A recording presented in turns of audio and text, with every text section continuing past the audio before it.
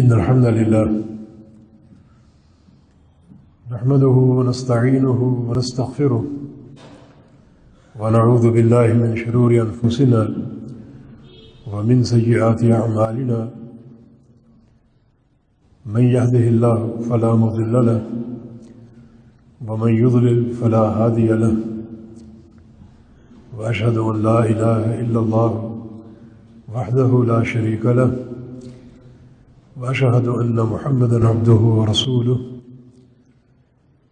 يا أيها الذين آمنوا اتقوا الله حق تقاته ولا تموتن إلا وأنتم مسلمون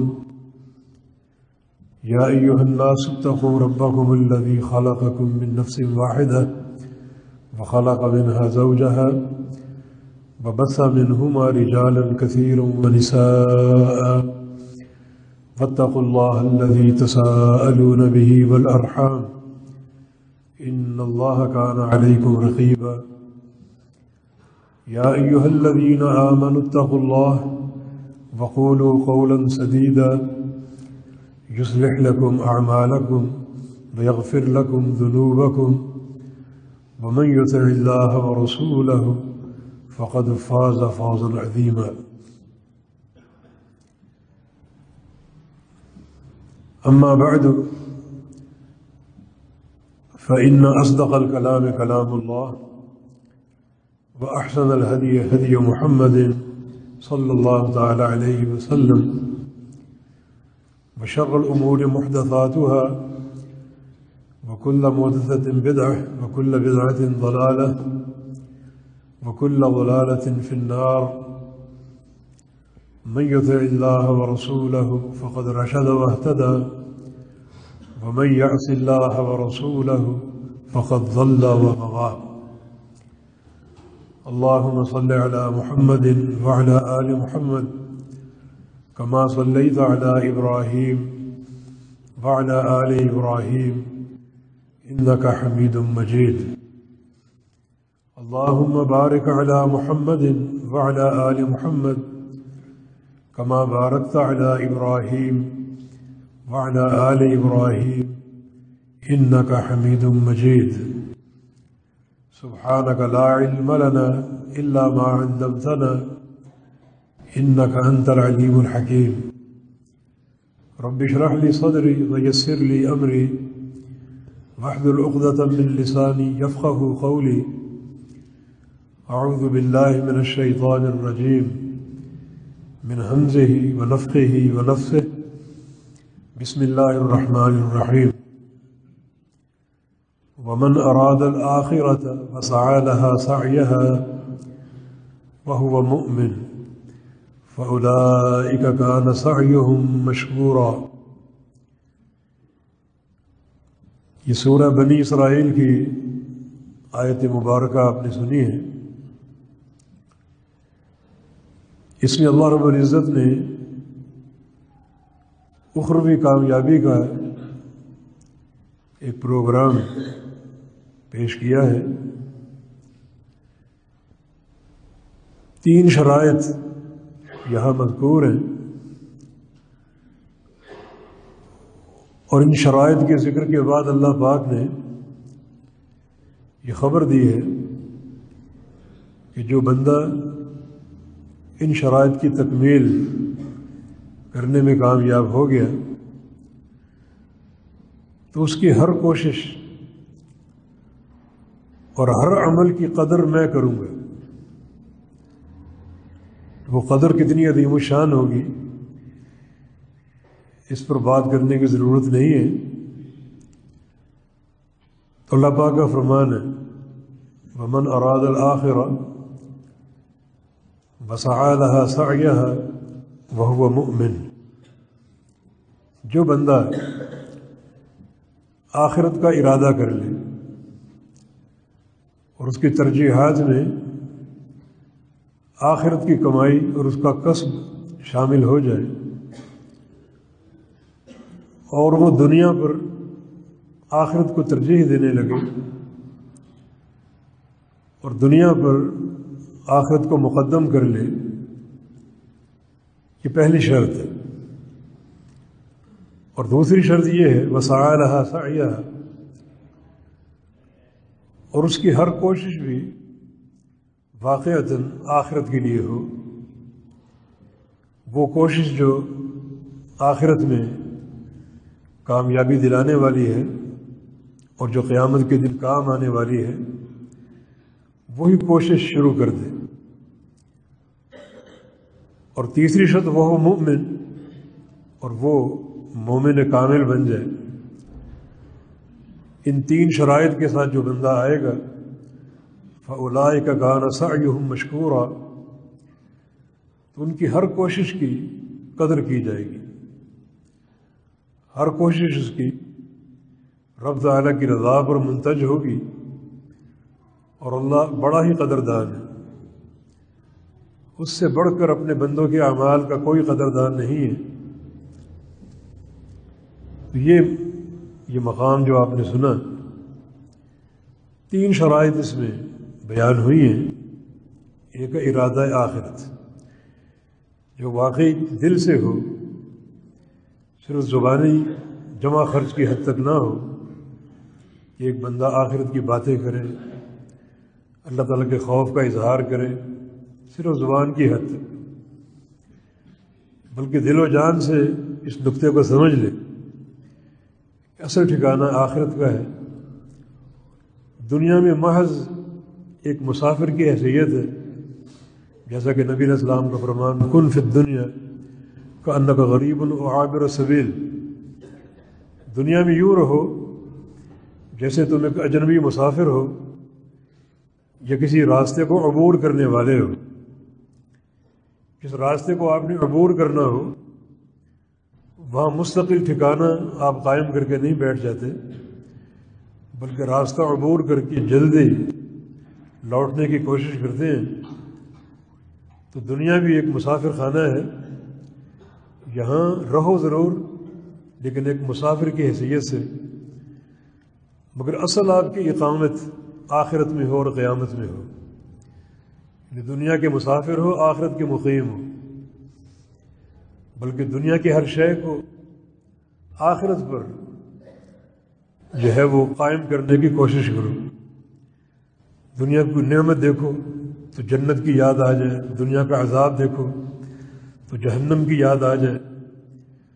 علامہ ابن رجب بغدادی رحمہ اللہ نے بہت سے سلف کے حوالے سے نقل کیا ہے کہ جب وہ اپنے دل پر کوئی غبار سا محسوس کرتے تو قصداً کسی لوہار کی بھٹی کے پاس چلے جاتے اور جلتا ہوا، سرخ ہوتا ہوا، پگھلتا ہوا لوہا دیکھتے اور غش کھا کے گر جاتے۔ یہ تو دنیا کی آگ ہے، دنیا کا عذاب ہے، اور اس کے مقابلے میں آخرت کی آگ کی حیثیت اور حقیقت کیا ہے؟ نبی علیہ السلام کی حدیث ہے کہ نارکم ہذہ جزء من 70 جزءا من نار جہنم، کہ تمہاری یہ دنیا کی آگ ہے، جہنم کی آگ اس سے 70 گنا زیادہ گرم ہے۔ اور ایک اور حدیث میں رسول اللہ صلی اللہ علیہ وسلم کا فرمان ہے کہ اشتاقت النار الی ربها فقالت یا رب اکل بعدی بعدا، خود جہنم نے اللہ کے دربار میں شکوہ دائر کیا کہ یا اللہ اتنی تیزی میرے اندر بھر دی ہے، اتنی شدت اور تمازت پیدا کر دی ہے کہ میری آگ مجھے کھائے جا رہی۔ یہ جہنم کی آگ کی شدت ہے۔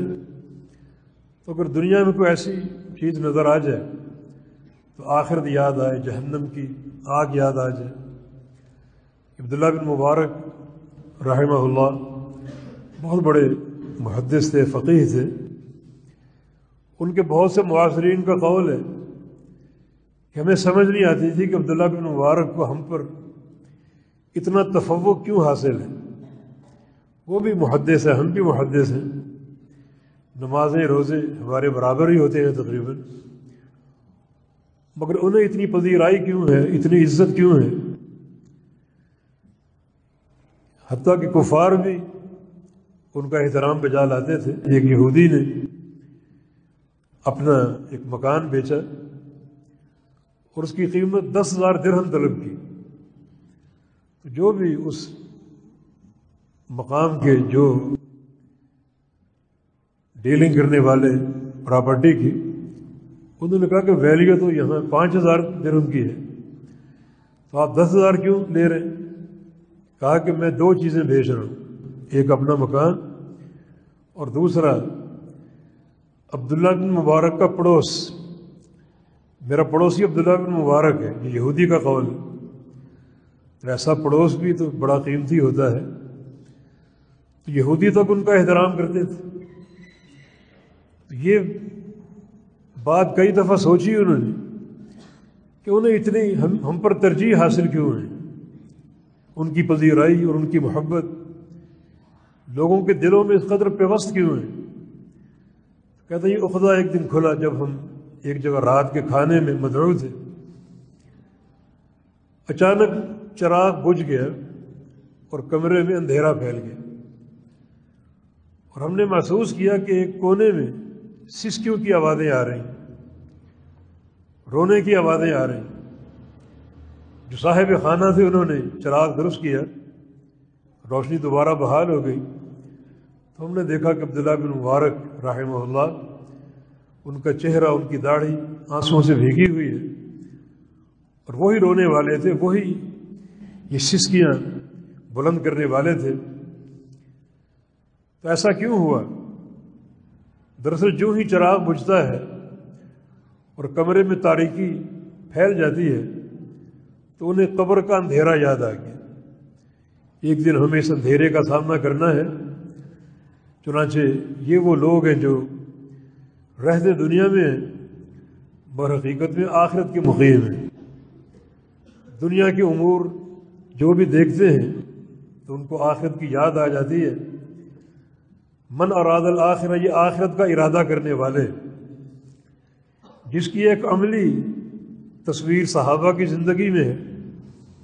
ہجرت کے موقع پر یہ نشانات دیکھے گئے کہ صحابہ کرام نے دین کی خاطر، ہجرت کی خاطر مدینہ نبی علیہ السلام کی طرف سفر کی خاطر اپنے گھر بار چھوڑ دیے، تجارتیں چھوڑ دی، اور اس سے بڑھ کر خونی رشتے توڑ دیے۔ باپ نے بیٹے کو چھوڑ دیا، بیٹے نے باپ کو چھوڑ دیا، شوہر نے بیوی کو چھوڑ دیا، بیوی نے شوہر کو چھوڑ دیا، سارا دین کی خاطر، توحید کی خاطر اور اللہ اور اس کے رسول پر ایمان کی خاطر۔ یہ وہ لوگ ہیں، وہ جماعت ہے جن کے اس کردار پر کہا جا سکتا ہے کہ یہ حقیقت میں آخرت کا ارادہ کرنے والے ہیں اور دنیا کی کوئی حقیقت اور حیثیت نہیں ہے۔ یہ سلف صالحین کی فکر بھی تھی اور ان کی سوچ کا محور بھی تھا۔ اصل تگود و آخرت کے لیے ہے، اور جو بھی یہ دنیا کی ایک حیات مستعار ہے، مختصر سی زندگی، اس کو حصول آخرت میں صرف کیا جائے، اور خاص طور پہ آج کے اس پرفتن دور میں جبکہ قدم قدم پر فتنے ہیں، بغاوتیں ہیں دین سے، تو آج کے اس دور میں انسان دنیا کا ہو کر رہ جائے اور آخرت کی تفکیر چھوڑ دے تو اس سے بڑا احمق انسان کوئی نہیں۔ اور نبی علیہ السلام کی حدیث بھی، الکیس من دان نفسہ وعمل لما بعد الموت والعاجز من اتبع نفسہ ہواها وتمنى علی اللہ۔ عقل مند انسان وہ ہے، دانا اور بینا انسان وہ ہے جو آخرت کا سوچے، اپنا احتساب کرتا رہے، اور اس احتساب کے نتیجے میں ایسے عمل شروع کر دے جو مرنے کے بعد کام آئیں گے۔ یہ ہے ارادہ آخرت کرنے والے، کہ ایسے عمل شروع کر دے جو مرنے کے بعد کام آئیں گے۔ جبکہ عاجز اور احمق ترین انسان وہ ہے جو نفس کی خواہشات کا پیروکار ہو اور اللہ پر تمنائیں باندھتا رہے، انہی پر اکتفا کر کے بیٹھ جائے، آخرت کی تفکیر چھوڑ دے، آخرت کے لیے سعی چھوڑ دے اور محض دنیا کا ہو کر رہ جائے، وہ انتہائی عاجز ہے، تھکا ہوا انسان ہے اور انتہائی احمق ہے۔ اللہ پاک کا فرمان ہے، یا ایھا الذین آمنوا اتقوا اللہ ولتنظر نفس ما قدمت لغد۔ اے ایمان والو اللہ سے ڈر جاؤ۔ ہر شخص یہ دیکھے کہ اس نے کل کے لیے کیا تیاری کی ہے، جس کل نے بہرحال آ کر رہنا ہے۔ یہ کل انسان کی موت بھی ہو سکتی ہے، یہ بھی قیامت ہے۔ من مات فقط قامت قیامتہ، جو بندہ مر جاتا ہے اس کی قیامت اسی وقت قائم ہو جاتی ہے۔ ہر شخص یہ دیکھے کہ اس نے کل کے لیے کیا تیاری کی۔ دو چیزیں دیکھنی ہیں، ایک ہے اس تیاری کی تعداد، اور دوسرا اس تیاری کا معیار۔ تعداد یہ ہے کہ نمازیں پوری کرو، زکوٰۃ کا ایک ایک پیسہ ادا کرو، روزے پورے رکھو، اور جو بھی شرعی فرائض ہیں جس تعداد کے ساتھ اسے مکمل کرو۔ قیامت کے حساب کا پہلا مرحلہ تعداد اعمال کا ہے۔ آپ کی عمر دیکھی جائے گی، اس عمر کے تناسب سے آپ کی نمازیں گنی جائیں گی، اس عمر کے تناسب سے آپ کے روزے گنے جائیں گے، اور جتنا آپ کا مال ہے اللہ تعالیٰ سب جانتا ہے، اس مال کے تناسب سے آپ کی زکوٰۃ کی ایک ایک پائی گنی جائے گی۔ یہ حساب ہے تعداد اعمال کا۔ اور اس کے بعد معیار اعمال ہے کہ نمازیں پوری ہیں، روزے پورے ہیں، حج بھی ہے، زکوٰتیں بھی ہیں، صدقات بھی ہیں، لیکن معیار ہے یا نہیں؟ معیار دو چیزوں کا نام ہے، ایک ہر عمل میں اخلاص کی حفاظت کہ عمل کرنے والا اللہ کے لیے مخلص تھا یا ریاکار تھا، اور دوسرا ہر عمل میں اللہ کے پیارے پیغمبر کے طریقے اور آپ کی سنت کی اتباع۔ تو ہر شخص یہ دیکھے کہ اس نے کل کے لیے کیا تیاری کی، اس تیاری کو گنے بھی، شمار بھی کرے، اور اس کے معیار کو بھی چیک کرے۔ معیار کو چیک کرنے کا طریقہ یہ ہے کہ اپنی جو نیت قلب ہے، اخلاص قلب ہے، ہر بندہ جانتا ہے، ہر عمل کو اس اخلاص پر پیش کرے۔ اور دوسرا سنت کے دواوین رجسٹر ہیں، حدیثوں کی کتابیں ہیں، نبی علیہ السلام کا ایک ایک عمل بیان ہے، آپ کی نمازیں کیسی تھیں، روزے کیسے تھے، طریقہ حج کیا تھا، جتنے بھی اعمال ہیں، آپ کے اخلاق ہیں، اور جو بھی معاملات ہیں بیع و شراء کے اور نکاح وغیرہ کے، وہ سارے مذکور ہیں۔ تو ان سارے اعمال کو ان دواوین پر پیش کرے، اللہ کے پیارے پیغمبر کی سنت پر پیش کرے، اور ان کی مطابقت پر اس کو یقین ہو۔ لقد کان لکم فی رسول اللہ اسوۃ حسنہ، لوگوں تم سب کے لیے نمونہ، آئیڈیل اور مثال صرف اور صرف رسول اللہ صلی اللہ علیہ وسلم۔ یہ رتبہ اور شرف نہ کسی باپ کو حاصل، نہ کسی دادا کو حاصل، نہ کسی قوم کو، نہ کسی برادری کو، نہ کسی امام کو، نہ کسی پیر کو۔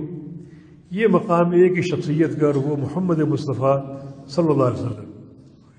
یہ کچھ جھلکیاں ہیں ارادہ آخرت کی۔ صحابہ کرام نے اس انداز سے ارادہ آخرت کیا۔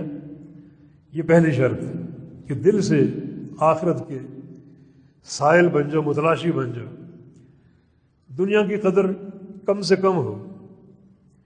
دنیا کی جو قدر ہے اس کے دو مرحلے ہیں۔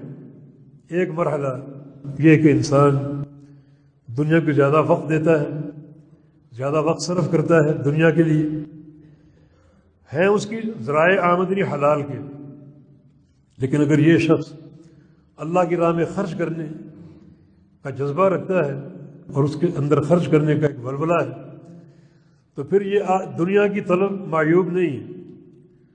معیوب تب ہوتی جب انسان دنیا کمائے لیکن دنیا کو خرچ کرنے میں بخیل ہو، اللہ کی راہ میں خاص طور پہ خرچ کرنے میں بخل سے کام لے۔ یہ تعلق بھی دنیا بڑا معیوب ہے، کیونکہ وہ دنیا قابل تعریف چیز نہیں ہے، بلکہ دنیا انتہائی قابل مذمت چیز ہے۔ امام اصمعی رحمہ اللہ لغت کے بہت بڑے امام تھے، وہ جب کوئی عربی لفظ پڑھتے جو ان کو سمجھ نہ آتا تو اس کی تحقیق کے لیے وہ دیہاتوں میں چلے جاتے تھے، کیونکہ دیہاتوں کی لغت بڑی خالص ہوتی تھی۔ انہوں نے قرآن میں یہ پڑھا کہ دنیا ایک متاع ہے، دنیا کی زندگی ایک متاع ہے۔ متاع کا معنی سامان۔ اب سامان کیا معنی اس کا، اس کی حقیقت کیا ہے اس متاع کی؟ تو اس لفظ کی تحقیق کے لیے وہ اپنے گھر سے نکلے اور کسی دیہات کا قصد کیا، تو گھوم رہے تھے اسی مقصد کے تحت، اور اللہ مدد کرتا ہے۔ ایک گھر کے پاس سے گزرے تو اس گھر کی خاتون نے اپنی بیٹی کو آواز دی اور کہا کہ یا بنیتی ہاتھ المتاع، میری بیٹی متاع لے کر آؤ۔ اسمائی کھڑے ہو گئے، یہ متاع کیا چیز ہے، بچی کیا لے کر آتی؟ تو کیا چیز لے کر آئی؟ وہ گندا کپڑا جو عورت مخصوص ایام میں استعمال کرتی ہے، وہ متاع جس میں گندگی کے دھبے لگے ہوئے ہیں، وہ لے کر آئی۔ اور قرآن نے اسی کو دنیا کہا ہے کہ دنیا ایک متاع ہے، ایک انتہائی گندا سودا۔ لیکن یہ مال پاکیزہ ہو سکتا ہے اگر اللہ کی راہ میں خرچ کرنے کا حوصلہ ہو۔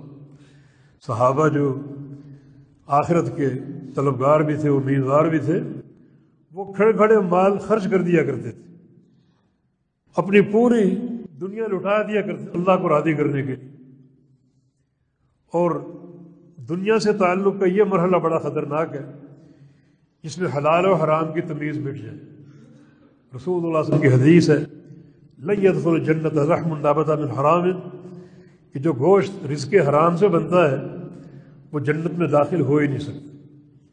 اللحم الذی نبت من حرام فالنار اولی بہ، جو گوشت حرام سے بنتا ہے اس گوشت کی حقدار جہنم کی آگ ہوتی ہے، کیونکہ وہ گوشت ایک خبیث مال سے بنتا ہے، اور خبیث شے کا جنت میں کوئی ٹھکانہ نہیں۔ اگر وہ انسان صاحب عقیدہ ہے تو اب اس کو جہنم میں ڈالا جائے گا، اس گوشت کو جلایا جائے گا، اس خون کو جلایا جائے گا تاکہ وہ سارا کا سارا طیب ہو جائے اور جنت کے قابل بن جائے۔ تو اگر محبت دنیا میں حلال و حرام کی تمیز مٹ جائے تو یہ بڑا خطرناک اقدام ہوگا۔ حرام کا معاملہ ایسا ہے کہ انسان مرتے ہی شکنجے میں جو ہے وہ پھنس جاتا ہے، شکنجے میں کسا جاتا ہے مرنے کے بعد فوراً۔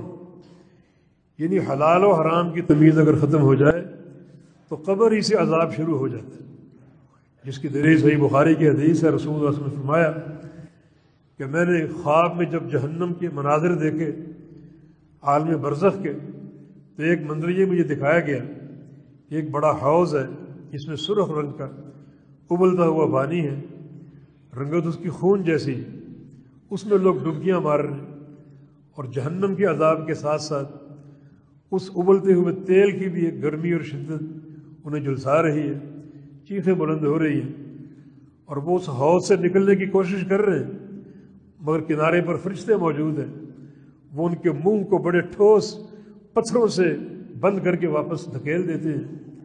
اور جبریل امین نے فرمایا کہ یہ عذاب ان کو قیامت تک ملتا رہے گا۔ میں نے پوچھا یہ لوگ کون ہیں؟ فرمایا کہ یہ سود خور لوگ ہیں جن کو اللہ تعالیٰ نے مال دیا اور حلال معیشت کے اسباب بھی دیے، مگر یہ سودی کاروبار کرتے تھے، سود کھاتے تھے، کھلاتے تھے، قبر میں فوراً پکڑ لیے گئے، اور یہ جو برزخی عذاب ہے قیامت تک ان کو ملتا رہے گا۔ تو اس لیے صحیح معنی میں ارادہ آخرت ہو کہ واقعی انسان طالب آخرت ہو، طالب دنیا نہ ہو، دنیا کا متکلف نہ، یہ پہلی شرط ہے۔ دل سے ارادہ کر لو آخرت کا، آخرت کے حصول کے لیے کوشش کرنی ہے، عمل صالح کرنا ہے، کچھ گھڑیاں راتوں کو دینی ہے، کچھ دنوں کو دینی ہے اللہ کی رضا کے لیے، اور اس کی جو ہے وہ محبت اور اس کے پیار کو طلب کرنے کے لیے کہ ارادہ آخرت دل سے ہو جائے۔ اور اگر کوئی پچھلی زندگی میں انحراف بھی ہو تو بندہ توبہ طائب کر کے صلح کر سکتا ہے اور دوبارہ اس سفر پر گامزن ہو سکتا ہے۔ اس پہلی شرط کو وسعی لہا سعیہا، یہ دوسری شرط ہے کہ پھر اس کی کوشش ہو اسی آخرت کے لیے۔ یہ نقطہ بڑا قابل غور ہے کہ کوشش جو ہے وہ آخرت کے لیے ہو۔ ہم لوگ کوشش کرتے ہیں مگر بعض اوقات وہ کوشش بالکل لا حاصل ہوتی ہے۔ مثلا کہ انسان کوشش تو کر رہا ہے مگر وہ عملاً ریاکار ہے، تو وہ سعی لہا سعیہا نہیں، کوشش ہے مگر وہ آخرت کے لیے نہیں ہے، وہ دنیا کی خاطر ہے، دنیا کی ناموری، دنیا کے عہدے، دنیا کی شہرت اور دنیا کی واہ واہ، دنیا کی تعریفیں، یہ اس کا مطمع نظر ہوتا ہے۔ کوشش ضرور ہے مگر وہ کوشش بالکل لا حاصل ہے، جبکہ مطلوب کیا وسعی لہا سعیہا، کہ اس کی کوشش بھی ہو اور آخرت کے لیے ہو، جو واقعی آخرت میں کام آئے۔ ورنہ قیامت کے دن بہت سے منظر ہمارے سامنے، وَقَدِمْنَا إِلَىٰ مَا عَمِلُوا مِنْ عَمَلٍ فَجَعَلْنَاهُ هَبَاءً مَنْثُورًا۔ قیامت کے دن ہم آئیں گے، بہت سے لوگوں کے اعمال کو دیکھیں گے، بے تحاشا اعمال ہوں، ہم ان اعمال کو ذرے بنا کر بکھیر دیں۔ ادھر سعی کی مگر سعی لا حاصل، کوشش کی لیکن ناکام اور نامراد۔ وسعی لہا سعیہا مطلوب ہے، یہ کوشش واقعی آخرت کی ہو، دنیا کی نہ ہو، ایسی کوشش جو آخرت میں کام آئے، جو اللہ کی رضا پر منتج ہو۔ سعی لا حاصل نہیں، عاملۃ ناصبہ تصلی نارا حامیہ۔ قیامت کے دن بہت سے لوگ جو دنیا میں عمل کر کر کے تھک جاتے تھے، مگر قیامت کے دن وہ دہتی آگ کا لقمہ بن جائے۔ تھک جانے کا معنی یہ کوشش کرتے تھے، بے تحاشا کوشش، اتنی کہ تھک جاتے، ماندہ پڑ کے گر جاتے، مگر حاصل کیا ہوگا؟ تصلی نارا حامیہ، دہتی ہوئی جہنم کی آگ کا لقمہ بن جائے۔ وہ ساری کوشش کہاں گئی؟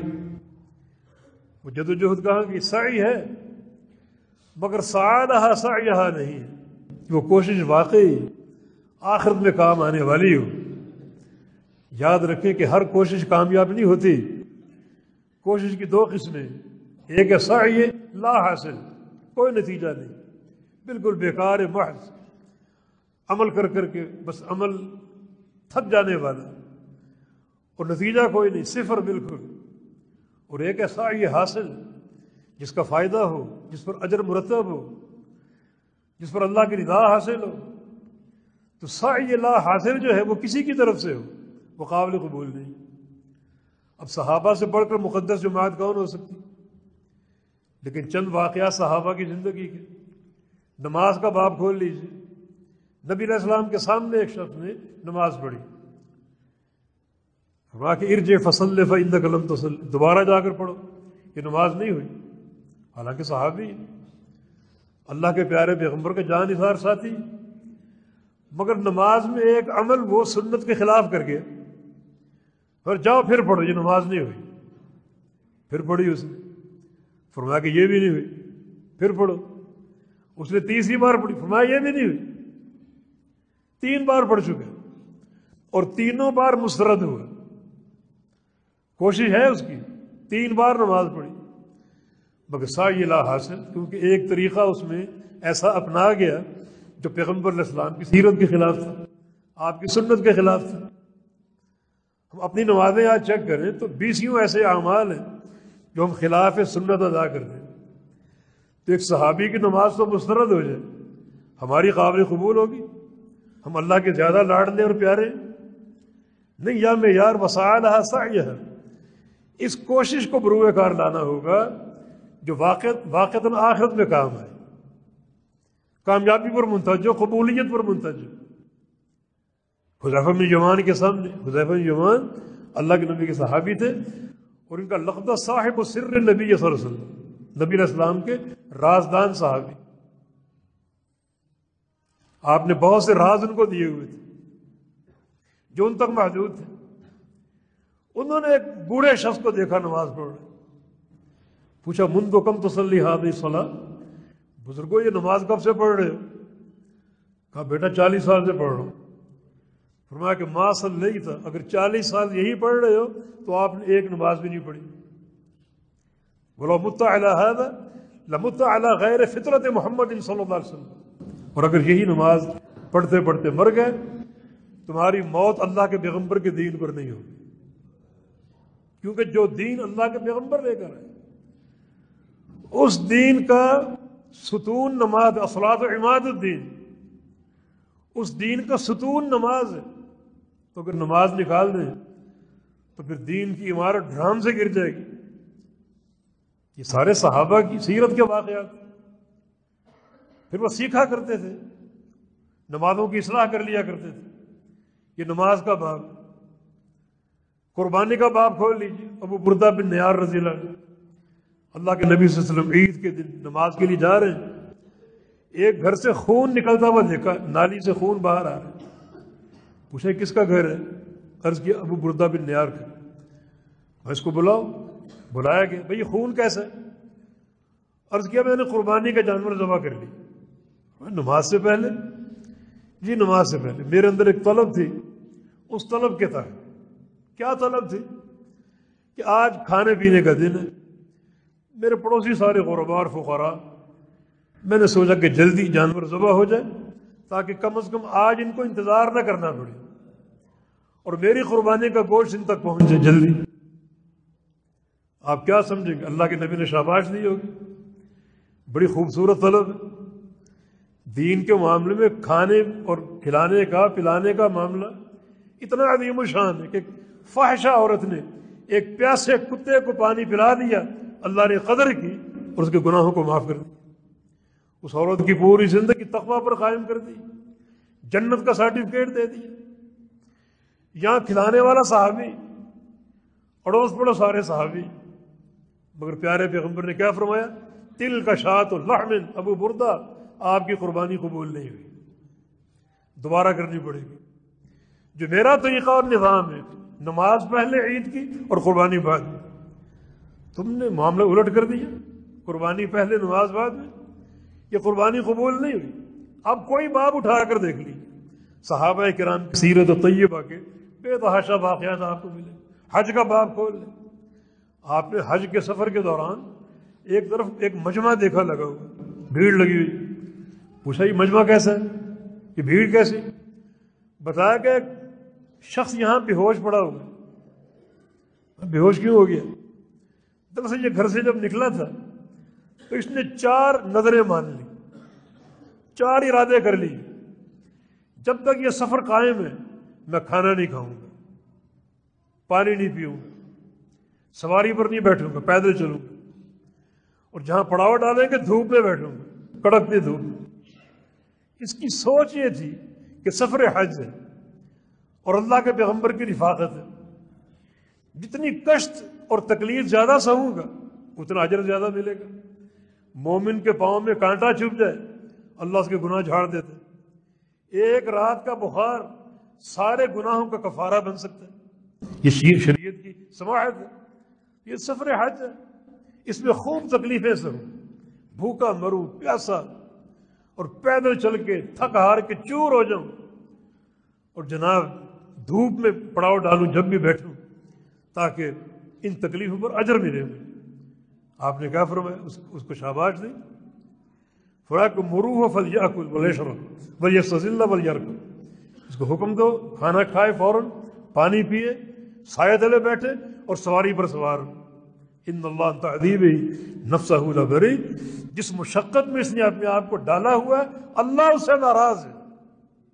بس علیہ سعیہ، کوشش کرو مگر وہ جو وہاں کارگر ہو، آخرت میں کام آئے۔ اب ایک صحابی ہے اور تقویٰ کے نور سے بھرا ہوا ہے، نیت بھی نیک ہے، کوئی آج کل کوئی فرقہ پرست نہیں تھا، نیک نیت، لیکن جو اس نے عزم کیا وہ سعیہ سعیہ نہیں تھا، کوشش تھی، مگر ایسی کوشش نہیں جو آخرت میں کامیاب کرنے والی ہو، آخرت میں کام آنے والی ہو۔ تو ایسے بے شمار ابواب آپ کو ملیں گے۔ عقبہ بن عامر رضی اللہ عنہ، جب اللہ کے نبی نے حج کا اعلان کیا اور آپ نے ایک ہی حج کیا، صحابہ بڑی پرجوش ہے، بڑا تیاری کر رہے ہیں۔ عقبہ بن عامر کی بہن اپنے گھر میں انتہائی باپردہ خاتون اور محترم خاتون، اس نے بھی اس طرح کی 3 نظریں مانی کہ میں پورا حج کروں گی ننگے سر، ننگے پاؤں اور بھوکی پیاسے، پیدل، کیونکہ اللہ کے نبی کی رفاقت، جتنی تکلیفیں زیادہ سہوں گی اتنا اجر زیادہ ملے گا۔ عقبہ نے کہا میری بہن جلدی نہ کرو، اللہ کا پیغمبر موجود ہے، پہلے اس سے پوچھ لینے دو کہ میری بہن کا یہ سارا اقدام درست ہے یا نہیں۔ پوچھنے چلے گئے کہ میری بہن چاہتی ہے ان تحج حاصرۃ حافیۃ ماشیۃ، کہ وہ اللہ کے گھر کا حج کرے ننگے سر اور ننگے پاؤں اور پیدل. ننگے سر کیوں؟ دراصل آج کی عورتوں اور اس دور کی عورتوں کی سوچ میں ایک فرق ہے. آج کی عورتوں کا شرف ننگے سر گھومنا، ایک فیشن، بے پردگی، اور ایسی عورتیں بے تحاشا آپ کو باہر گھومتی نظر آئیں گی.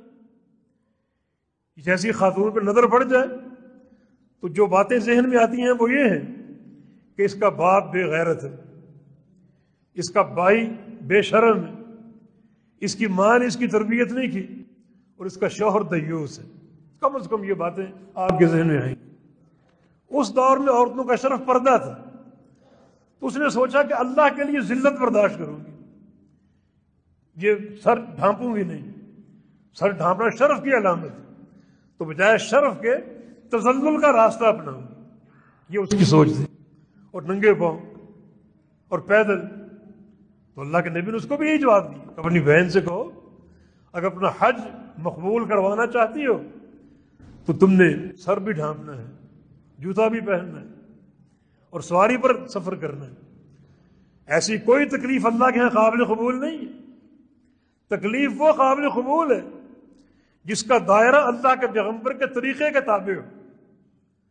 یہ بات ناقابل قبول ہے. انسان تقویٰ کے اعتبار سے، خوف کے اعتبار سے، یا اپنی طلب اور خواہش کے اعتبار سے ایسے خطوط کھینچ لے جن خطوط کے سرے اللہ کے پیغمبر کے طریقے سے نہیں ملتے، وہ مردود ہیں، وہ قابل قبول نہیں. تو سعیہا سعیہا کی شرط ہے. نبی علیہ السلام کا سفر تھا فتح مکہ کا، رمضان میں ہوا نا. صحابہ چل رہے ہیں، تھکاوٹ ہے اور روزہ بھی ہے اور سفر جاری ہے. حتیٰ کہ عصفان مقام آ گیا. عصفان مکہ کے قریب 20-25 میل کے فاصلے پر ہم نے دیکھا ہے.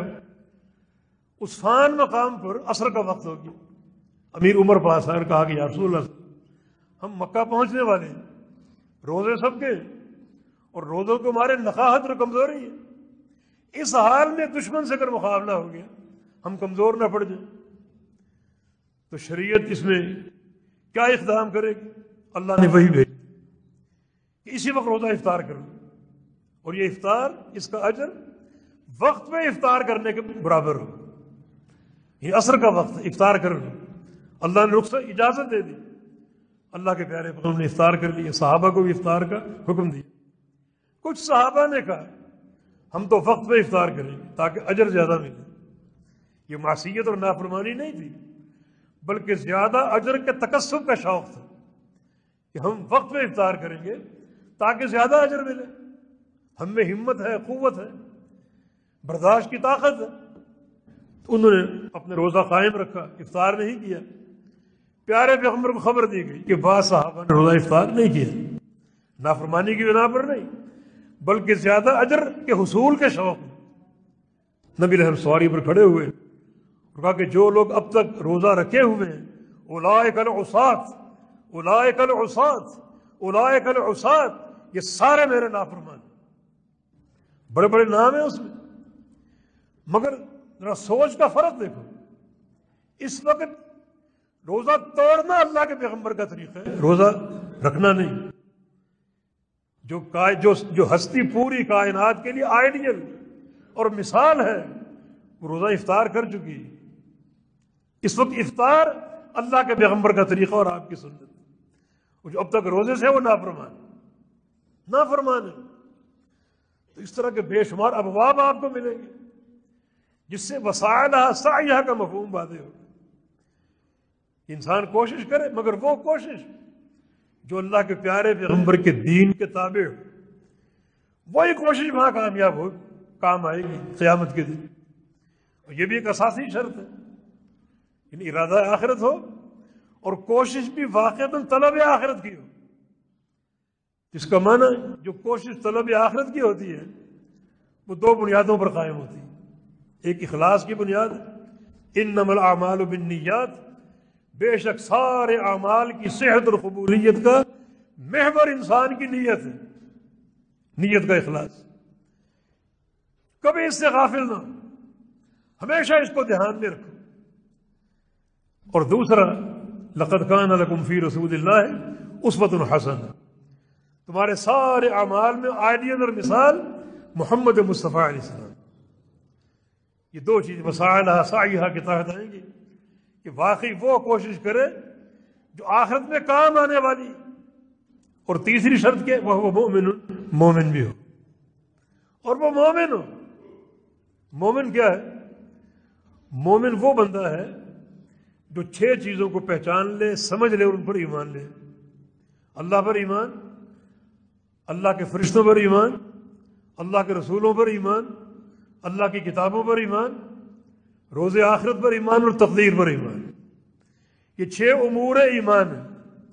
جیسے اسلام کے 5 ارکان ہیں، ویسے ایمان کے 6 ارکان ہیں، اور ان 6 ارکان کی معرفت صحیح ہو۔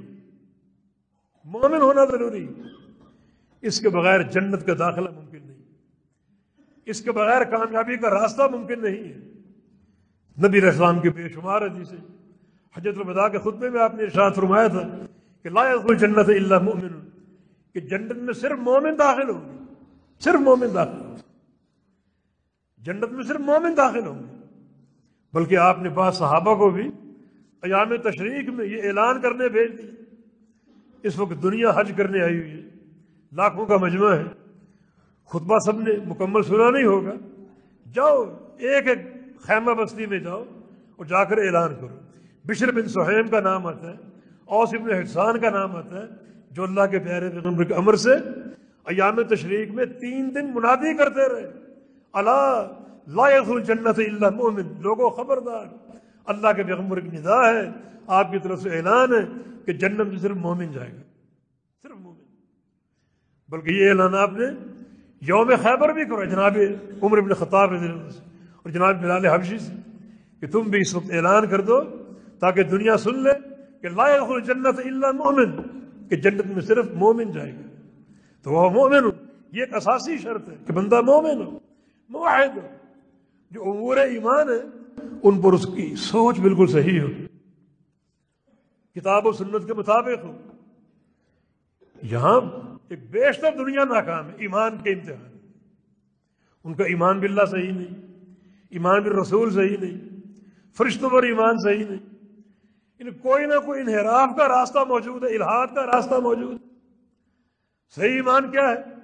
فرشتوں پر ایسا ایمان ہو جو اللہ اور اس کے رسول نے بیان کی ہے، فرشتوں کی ڈیوٹیاں، ان کے اعمال، وہ سارے اللہ کے بندے ہیں، اللہ کی مخلوق ہیں۔ کوئی ایسا عقیدہ نہ ہو جو فرشتوں پر ایمان لانے کے مخالف ہو، پھر وہ ایمان قابل قبول نہیں ہے، یعنی مرضی کا ایمان نہیں چلے گا۔ دیکھیں یہودی عیسائی مرضی کا ایمان لائے، محبت کی اپنے اپنے نبی سے، یہودیوں نے عزیر علیہ السلام سے، عیسائیوں نے عیسیٰ علیہ السلام سے، اور فرد محبت میں کیا ایمان بنا گئے وہ کہ عیسیٰ اللہ کا بیٹا ہے، عزیر اللہ کا بیٹا ہے، تو ایمان قابل قبول ہوگا؟ نہیں، وہ ایمان قابل قبول ہے جو اللہ اور اس کے رسول نے پیش کیا، تمہاری مرضی کا ایمان نہیں۔ ایک مریض کا تعویذ ہم نے کھولا، کیا لکھا ہوا ہے اس میں؟ اصحاب کہف کو پکارا گیا، اور یا جبریل، یا میکائیل، یا اسرافیل، یا اسرائیل، ان کو پکارا گیا، حتیٰ کہ اصحاب کہف کے کتے کو پکارا گیا۔ یہ انسان جو اشرف المخلوقات ہے، جس کو اللہ نے اشرف المخلوقات بنایا، وہ ایک کتے کو پکار رہے اپنی مدد کے لیے، فریاد رسی کے لیے۔ یہ ایمان نہیں ہے، یہ ایمان قابل قبول نہیں ہے، یہ ایمان مردود ہے۔ بالکل ویسا ایمان 100% جو اللہ اور اس کے رسول کی چاہت ہے، جو قرآن نے پیش کیا، احادیث نے پیش کیا۔ اب عیسائیوں کا ایمان قابل قبول ہوگا کہ عیسیٰ اللہ کا بیٹا ہے؟ یہودیوں کا ایمان قابل قبول ہوگا کہ عزیر اللہ کا بیٹا ہے؟ آج اگر کوئی شخص یہ کہے کہ وہی جو مستوی عرش تھا خدا ہو کر اتر پڑا مدینہ میں مصطفیٰ ہو کر، یہ ایمان قابل قبول ہوگا؟ وہ کہنا چاہ رہے ہیں کہ کل تک جو عرش پہ مستوی ذات تھی، جب اللہ کے نبی کی بعثت کا وقت آیا تو وہ عرش والی ذات محمد بن کر زمین پر آئے، ایمان قابل قبول ہوگا؟ تو پھر اخروی کامیابی کا کیا سوال ہے؟ یقیناً وہ مومن، وہ مومن ہو، صحیح مومن، صحیح صاحب ایمان، عقیدے میں کوئی خلل نہ ہو، موحد ہو، ایمان باللہ جس کی پہلی کلید اللہ کی توحید کو ماننا، اللہ کی توحید۔ ابھی آ رہے تھے رستے میں ایک آواز سنی ہم نے، غالباً ریڈیو پر ہوگی، کہ خواجہ نہ دے گا تو پھر کون دے گا۔ یہ آج کا عقیدہ ہے، ابو جہل کا عقیدہ تھا، یہ اس کا عقیدہ یہ تھا کہ اللہ بھی دیتا ہے اور خواجہ بھی دیتا ہے۔ لیکن آج کا مسلمان اللہ تعالیٰ کا نفی کر رہا ہے کہ صرف خواجہ نہ دے گا تو پھر کون دے گا۔ کہ ایمان قابل قبول ہوگا، وہ مومن، مومن ہونا ضروری ہے۔ مومن کیسا؟ جیسا اللہ چاہتا ہے۔ مومن کیسا؟ جیسا اللہ کا رسول چاہتا ہے۔ کتاب و سنت نے اللہ تعالیٰ کی معرفت پیش کی ہے، فرشتوں کے تعلق سے عقیدہ پیش کیا ہے، انبیاء کے تعلق سے عقیدہ پیش کیا ہے۔ آپ کا پورا ایمان جو ہے وہ کتاب و سنت کے عین مطابق، وہ ایمان قابل قبول۔ یہ تین اساسی شرطیں ہیں، یہ اخروی کامیابی کا پروگرام ہے، بڑا جامع اللہ تعالیٰ نے پیش کر دی۔ نمبر 1 ارادہ آخرت، اور نمبر 2 وہ کوشش جو آخرت میں کام آنے والی ہے، اور نمبر 3 ایمان، ایمان کی بنیاد عقیدہ توحید۔ اور جو بھی امور ایمان ہے، 6 امور ایمان ہیں، ان سارے امور ایمان کے تعلق سے انسان کی سوچ بالکل شریعت کے مطابق، کتاب و سنت کے مطابق ہو تو پھر کیا ہوگا اس کا نتیجہ اور اس کا رزلٹ کیا ہوگا؟ فَأُولَٰئِكَ كَانَ سَعْيُهُمْ مَشْكُورًا۔ یہ وہ لوگ ہیں جن کی ہر کوشش کی قدر کی جائے گی۔ اور قدردان کون ہے؟ اللہ رب العزت۔ وہ قدر کیا ہے؟ ہر کوشش قبول کی جائے گی۔ ایک نیک عمل کرو گے نیکی مل جائے گی، 2 کرو گے 2 نیکیاں مل جائیں گی، 3 کرو گے 3 نیکیاں مل جائیں گی۔ یہ قدر کا سب سے پہلا درجہ۔ دوسرا درجہ ہے کہ ایک نیکی کرو گے 10 گنا اجر مل جائے گا، اور ایک نماز پڑھو گے 70 نمازوں کا اجر مل جائے گا، حتیٰ کہ 700 کا اجر مل جائے گا، حتیٰ کہ جہاں تک اللہ چاہے بڑھا دے گا۔